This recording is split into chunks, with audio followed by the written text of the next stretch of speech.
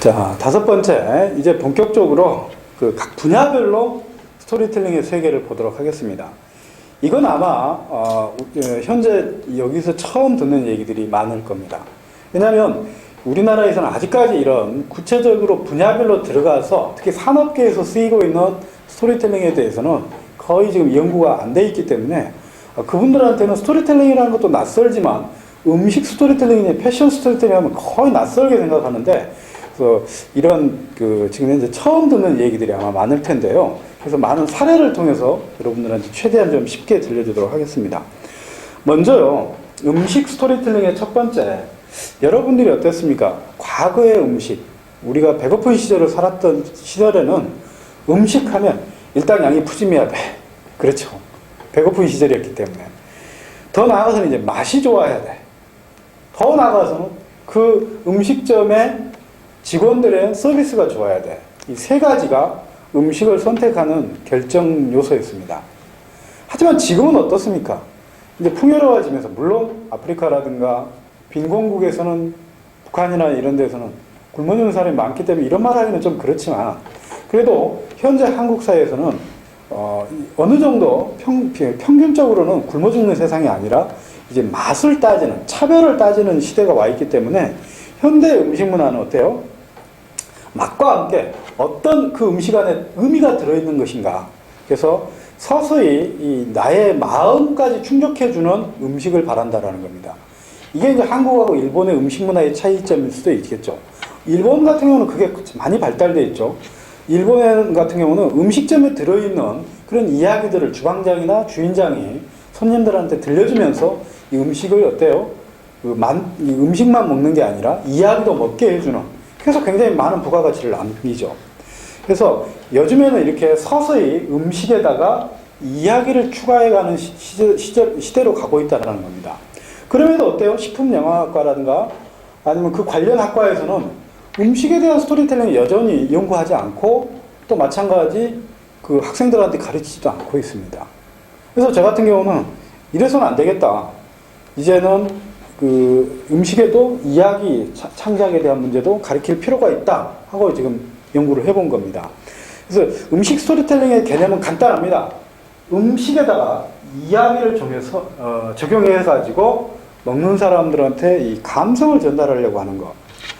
그래서 여기에 이야기는 어떤 것들이 들어가냐면 그 음식의 유래, 그 음식의 역사, 아니면 뭐 어떻게 조리가 되고, 이 음식의 역사적으로 흘러오면서 어떤 사건들을 겪었고, 여기에 명장들 있잖아요. 음식 명장, 이런 사람들에 대한 이야기까지 해서 최대한 음식을 재밌게 해서, 그래서 이제 그 음식에 대한 가치를 높여가는데, 이렇게 음식의 스토리텔링이 적용이 되면 효과는 어떤 거냐면 바로 그냥 먹었던 맛보다는 훨씬 더 어때요? 가치 있게 먹는다라는 겁니다. 예를 들면 그 일반적인 식당에서는 그렇죠. 대부분이 손님 이게 맛있습니다. 양도 풍부합니다. 이렇게 하지만 그 욕쟁이 할머니 집 같은 경우는 어때요? 거기에 그것을 아주 맛깔나게 이야기로 스토리텔링을 해버리죠. 먹고 또 먹어라 이놈아. 이렇게 하면서 굉장히 정감 있게 그 이야기를 하기 때문에 그 어떤 이야기가 들어있는 음식점들 같은 경우는 사람들이 딱 가자마자 앉자마자 그런다는 겁니다. 이야기거리가, 야, 이 집에 어떤 이야기가 있대.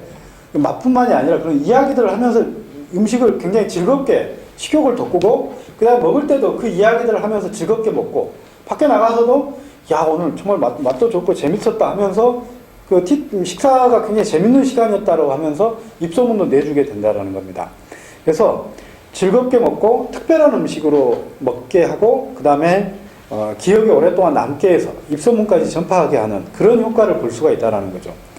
그래서 이 음식이라는 것은 우리의 의식주 중에 아주 필수적인 부분이고, 또 음식 산업이 요즘에 어때요? 100조 원 가까이 규모가 되죠. 음식 종사자말도 163만 명이라고 합니다. 이게 중요한 산업에 스토리텔링을 적용할 필요가 있다는 겁니다. 자, 그러면 구체적인 사례를 가지고 이 음식 스토리텔링이 어떻게 쓰이고 있는지. 첫 번째, 전통 음식 안에는, 대부분 전통 음식 아니면 향토 음식에는 이야기가 들어있습니다. 볼까요? 거기에 설렁탕, 이야기가 들어있죠. 일종의 이제 세종이 선농단에서 제사를 지내고 그 소고기를, 그 제사 지낸 소고기를 가지고 끓여서 백성들과 함께 나누어 먹었다라고 하는. 마찬가지 탕평채 같은 경우는 어때요? 영조가 탕탕평평, 소위 말하면 붕장 정치의, 그러니까 일종의 당쟁을 좀 막아보기 위해서 일종의 평등한 그런 어떤 정치를 해보고자 해서 그 신하들한테 내려줬다고 하는 음식, 어복증밥, 일종의 평양의 대표적인 음식이었죠. 이렇게 이 전통 음식이나 향토 음식에는 이야기가 들어있는데 이것을 잘 활용할 필요가 있다는 겁니다. 이거 갖다 있는 그대로 활용하는 게 아니라 좀 가공을 해도 되겠죠. 음식점을 할 때는.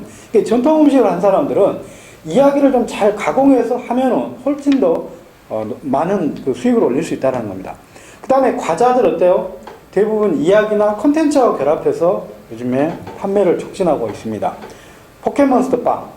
빵은 빵인데 포켓몬이라고 하는 일본의 애니메이션하고 결합해가지고 사람들한테, 아이들한테 노리고 있는 거죠. 고래밥, 메이플 스토리라고 하는 게임하고 결합해가지고 된 거죠. 음료수도 마찬가지입니다.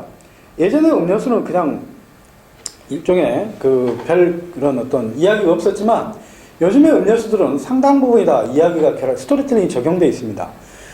우리나라의 대표적인 그 일종의 생수가 바로 삼다수라고 얘기하는데 에비앙, 프랑스의 이 생수하고는 거의 3배 차이가 납니다. 그 가치 차이가 왜 납니까?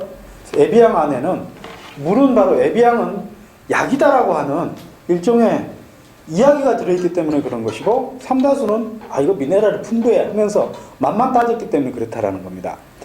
그 다음에 주류, 술에서도 어때요? 어찌 보면 스토리텔링을 가장 잘 적용시켜가지고 돈을 많이 번 것이 아마 술일 겁니다. 이제 대표적으로 그 백세주 아시죠?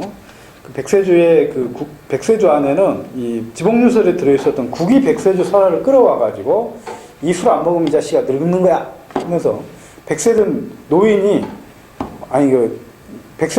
어떻게 보니까 80세 된 노인을 훈계를 했는데 알고 봤더니 아버지하고 아들인데 아버지는 그 백세주를 먹어가지고 그 건강을 유지해서 오래 살았고 아들은 술을 안 먹어서 일종의 빨리 늙었다고 하는 그를 차용해 왔다라는 겁니다. 그 다음에 최근에는 어떠냐면 음식점에도 이제 이야기하고 결합시키는데요.